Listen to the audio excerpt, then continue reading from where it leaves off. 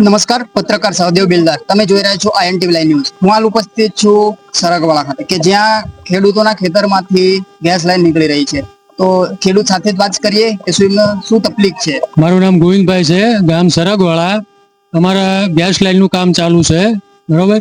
અને કોઈ ખેડૂતની મંજૂરી વગર અત્યારે એમને કામકાજ ચાલુ કરી નાખ્યું છે. લગભગ 25 કે 27 દિવસથી અમે એમને રોકીને બેઠા છીએ.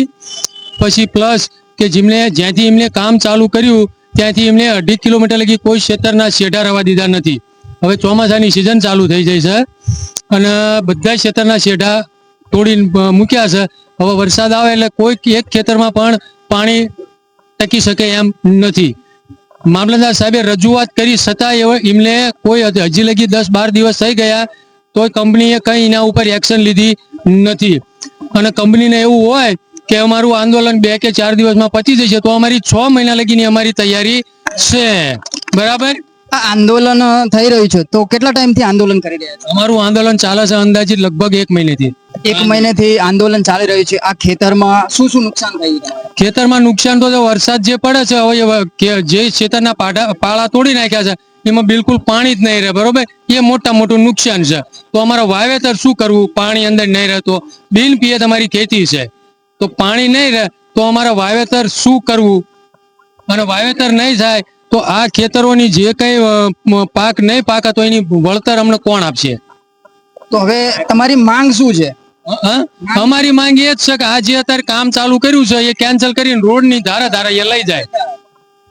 10 ગામડાની અમારી આ જ રજૂઆત છે.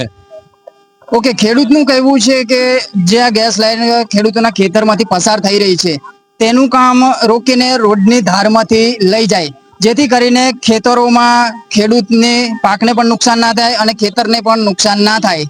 તો ફરી એકવાર ખેડૂત સાથે વાત કરી લઈશું. પછી પ્લસ કે એમને જે લાઈન પાથરીને મૂકી છે ખેતરની અંદર, બરોબર.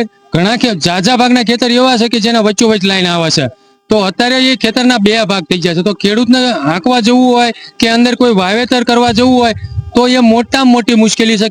ખેડૂત આ સાઈડથી ઓલી સાઈડ જઈ શકે તેમ નથી, વચ્ચોવચ્ચ લાઈન પાથરીને મૂકી છે, બરોબર. કોઈ ખેડૂતના એક જ ખેતર હોય તો એને કઈ રીતે પેલી સાઈડ ખેતરમાં હાંકવા જવું કે કોઈ વાવેતર કરવા જવું?